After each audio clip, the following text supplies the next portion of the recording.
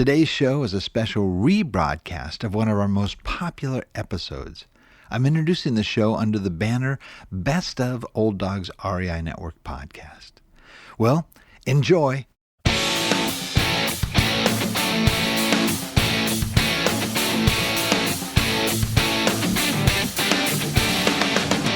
Welcome to the Old Dogs REI Network, where cash flow is king.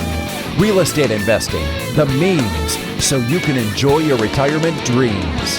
This is the show where we cut right to the chase. No sales pitch, no long monologues, just simple how-to real estate investing advice, so you can earn the passive income you need to enjoy your retirement today. And now, your host and chief old dog, Bill Manassero. Hello, old dogs, and welcome to Fun Facts Friday. This is our once a week, only on Friday show, where we have special episodes, not featuring guests, where I will share tricks, tips, terminology, and techniques that will help skyrocket you to real estate investing success.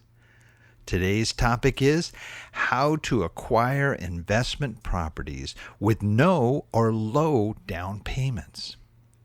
But before we get started, hey, I'm always, just kind of check in with you guys. Now, if you've been listening for a while, I don't know. I kind of feel like you guys are like family here, okay? I know it sounds kind of corny, but really, we've been interacting. You've heard a lot about me and my background and my real estate faux pas as well as successes, and I think it's great. One that this whole thing, these podcasts, which are really relatively new, are a way to really bring together people that have similar needs and interests, and so I really want to hear from you guys regarding what you want to hear on this show, because this show is really your show. I'm just the host here, and if you guys are, there's certain things that, let's say we're doing that really, hey, I don't want to hear any more about that. Or, it's those Ask Bill segments. Maybe that's not the best. Or, hey, I love the Ask Bill segments, or the Ask Bill segments. Sorry. But, or whatever it may be. Maybe, hey, Bill, you're not talking enough about this or that. Oh, I'd love to hear about this. And that really will help me, because, I notice that sometimes, you kind of judge by, the number of people that download, what topics and what shows are better received than others, and we want this to work for you. And if you're not hearing stuff, or you think I should get certain types of guests on, I want to hear from you. So let me know, man. I just I think you guys are awesome to take the time to even listen to the show, and the fact that you do really means a lot. So that's my little hint, a tip for today. Okay. All right, let's jump into this topic. This is a good one because, I'll tell you, your resources, the cash you have on hand, the funds that you have for investment are really, really important. And, not only is it important that you always maintain a good reserve when you're investing, but also I think it's a good idea to try to get into a property for as little as you can, so that you can maintain a larger reserve. If you put a lot of money into down payments, your money's going to disappear really quickly. So, for those of you that are working, that are still W-2 folks out there, you can pull out so much each month from your paycheck and use that for down payments. And I know a lot of you are, and that's great. But if you don't have to make the down payment, well, we're going to talk about it. That's what this show's about. So before I show you how to acquire properties with low or no money down, let's look at really just that whole down payment process. So like you may be wondering, how much should I put down when buying an investment property? Now, I know older folks here, you might want to put down more, because you don't want to carry a lot of debt as you move later on into your twilight years, or you want to ultimately, try to be debt free if you can. Now, great, there are some advantages to debt, especially if you've got income coming in, just the tax advantages and some other factors there. But really, it's, I think ultimately, having that property free and clear is outstanding. My father-in-law, okay, came over as a Cuban immigrant, okay, came over sort of like right while you could leave the country, without without problems, and he took his family, had absolutely nothing, it just, the story, that you hear, the guy's got what he's got in his pockets is basically it, because you can't, when you left the country at that time, you don't want to make it obvious that you weren't coming back. He got into all kinds of different things and tried to save money, and had a store and had a business where we repaired screens, and I mean just all kinds of stuff, and finally ended up having some money. He got a store, his own little storefront, and they lived in the top part of this. This is like in East LA here, and he was able to live in the top part, and then the bottom was with the store itself. And so he started off leasing it, and then he went to the owner eventually and said, "Hey, can I just buy this, because the store is doing well," and so forth. And that really started his entrance into real estate. And he went from there to, getting really interested in buying rental properties. And then he became a realtor and then a broker and had his own brokerage. And he started building up these rental properties all over the place. And the guy today is 92 years old, okay? And his rental checks still are coming in. And granted, he's definitely much older and is definitely in the sort of final season of his life. But he has a nice home in Mission Viejo here, and homes are not cheap here. The swimming pool and the whole 9 yards, and it's almost completely paid for, and it's all through his income property money that's come in. And now he's got these regular monthly checks that cover his health care and other expenses. And it's still working for him after all of those years. And so it is something that, and he owns all his rental properties free and clear. So he has no mortgages to worry about anymore. And he just gets those income checks. They come in, and he has to do some property improvements here and there and cover insurance and pay property taxes. But basically that's it. So, I'm just mentioning this because I think ultimately you do want to have a strategy that will, pay off your properties as soon as you can reasonably. So that's, keep that in mind here too. So when you put a higher down payment down, that means that you're going to have, the property is, you're going to have less to pay off on the property, and you're going to pay less to the bank in the long run, the higher down payment you make. Plus, it helps your cash flow too, because your monthly payment will be less, because your loan will be less, right? Because you put more down. So I think it's, we all kind of know that, the standard 20% is what people put down for properties, especially as an investor. And I'm going to get into some of the other options in there, but basically, the idea here is that, is it better to put a big down payment down or a low down payment? Now, the reason you would want to put, let's say, a bigger down payment, I'd already mentioned, you have lower monthly payments, okay?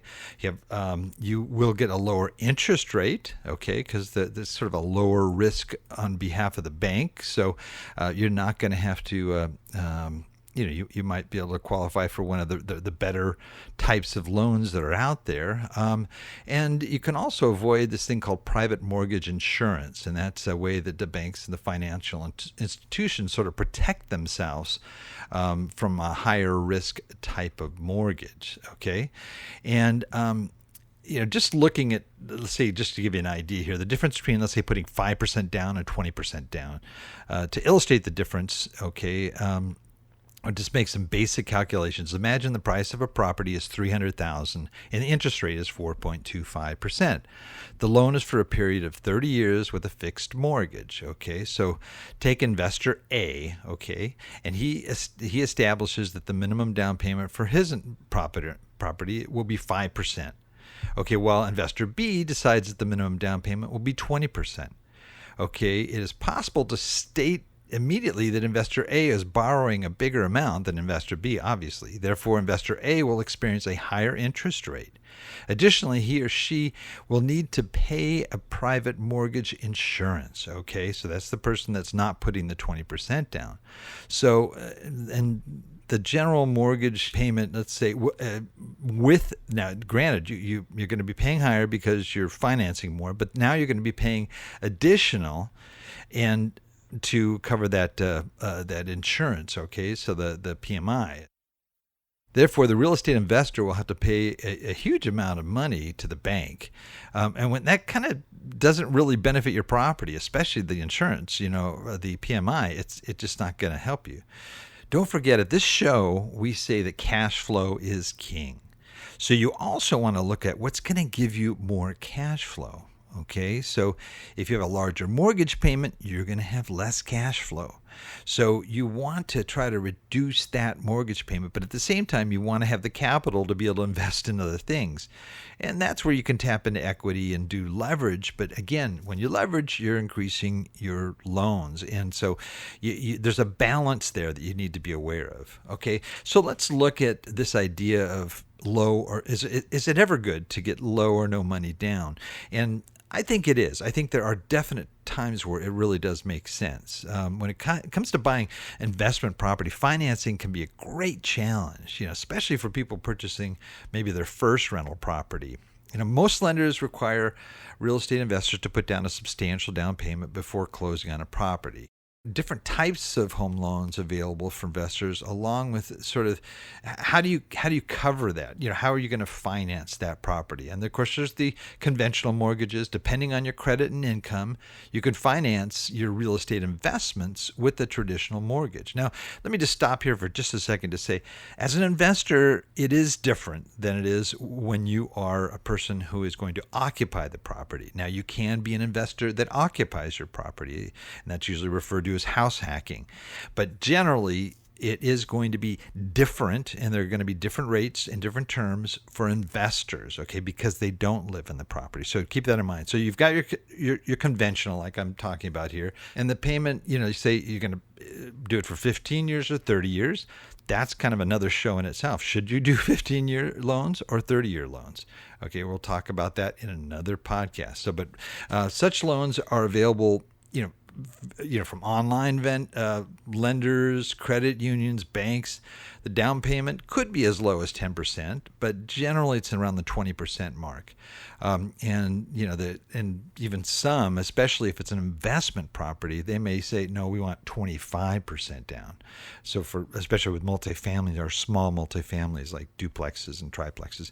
Okay, so you also have your hard money lenders too, and they're out there. They're generally, the advantage with hard money lenders is one, they don't generally look at your credit or your income.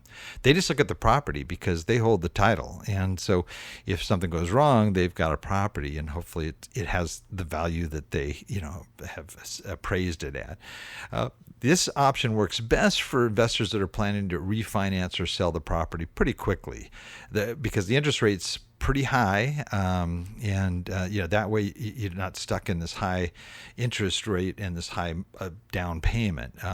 I would say that, for the most part, it depends on the lender, but it could range between 10, 25%, even higher. Some hard money lenders won't even require a down payment, but generally you're going to pay a higher interest rate, or there may be some other terms that might make it a little bit tougher on you. And then finally, there's the private money lender, okay? And these are people who, generally it's wealthy friends or family that might be willing to offer you a loan. There are also just, individuals that's what they do, especially a lot of investors that have excess cash. They like to lend it out. And sometimes they do it in form of a hard money loan, or they'll do even better rates depending. However, the down payment is unpredictable in this case, and it depends on who you turn to. But if you're turning to private institutions, it may range between, let's say, 10 and 20%. So for the average American, saving for that 20% down can be, a sort of a long process. And the good news here is that there are lenders that can offer investment loans with low down payments. You can also get grants for down payments, and there's other special programs that I have covered in other previous podcasts, and I will have a link in here. But you can cover your down payment with these other outside sources.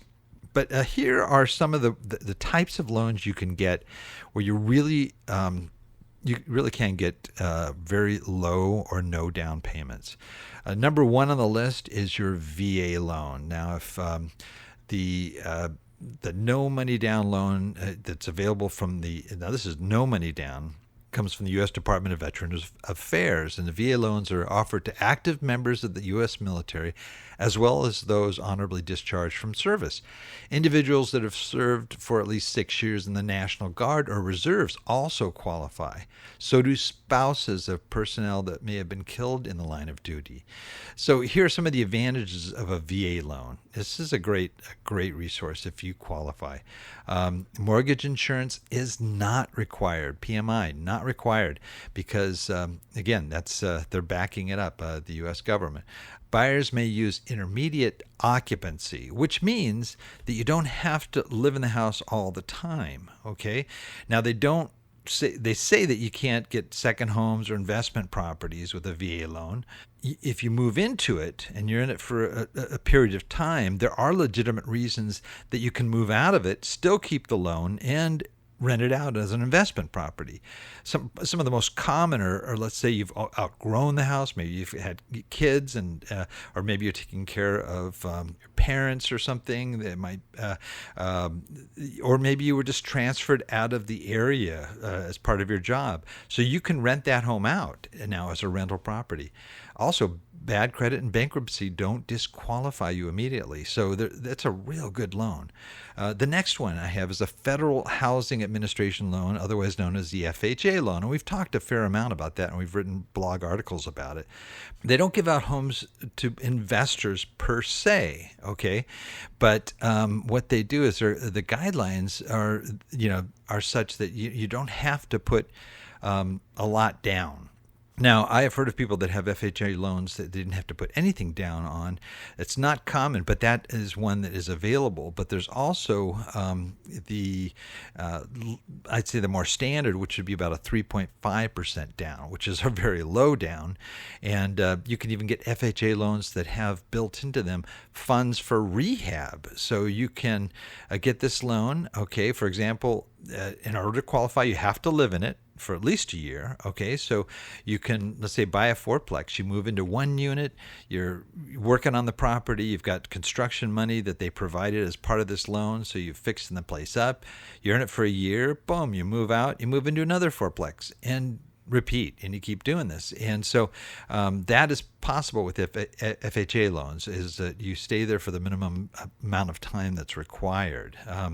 So it's a good option, but it's also doesn't require a real high credit score, but it does have that PMI requirement for the low interest. Now, if you pay more for your down payment, and just maybe you want to just get the good interest rate, then you might not have to pay the PMI, but the PMI is there for those 3.5% or no money down loans. Then there's something called the Home Ready Mortgage, and this is backed by Fannie Mae. Home Ready mortgages are home loans that are designed to help moderate and low income borrowers to refinance or buy a property. And these loans come with the reduced mortgage insurance costs. So there is mortgage insurance, but they've got low mortgage rates and some innovative underwriting. They also are flexible about accepting contributions from other people. So borrowers can use the income of everything. Let's say borrowers can use the income of everyone living under the same roof to get approved for that mortgage. Let's say, for example, the property owner lives with his spouse, the children earn income, and maybe everybody's has a little some income coming in there. They can put all those together to qualify for the loan. So that's kind of a good one, and the down payment would be only about 3%. Investors that want to refinance or, let's say, buy with the home ready must fulfill the following financial requirements: minimum credit score of 620, participation in home ownership education, and income equal to or less than the annual median income, AMI. So you can check Fannie Mae. I'll have a link to Fannie Mae's home ready eligibility page to find out more about that. Another one is called the Piggyback Loan, also referred to as the 80-10-10 loan. The Piggyback Loan is in reality two loans designed to offer property buyers lower overall payments and added flexibility. With its 80/10/10 structure, buyers first bring a down payment of 10%. The remaining 90% is split into two parts: 80% as a traditional loan via Freddie Mac or Fannie Mae, and the other 10% is a home equity line of credit, also known as the HELOC or home equity loan. And the HELOCs are more preferable since they offer flexibility in the long term. However, the loan structure can be adjusted to help buyers access the best pricing available.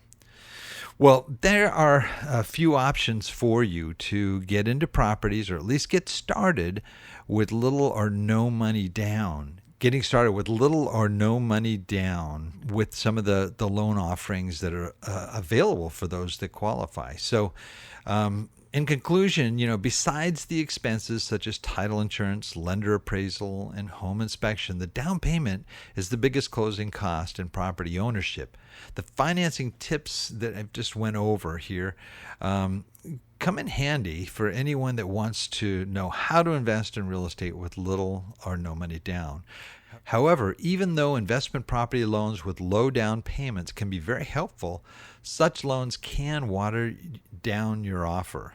Some sellers are reluctant to sell when buyers come backed by some of the loans listed above. So you might kill a little bit of your negotiations if folks know that you're using one of these types of loans.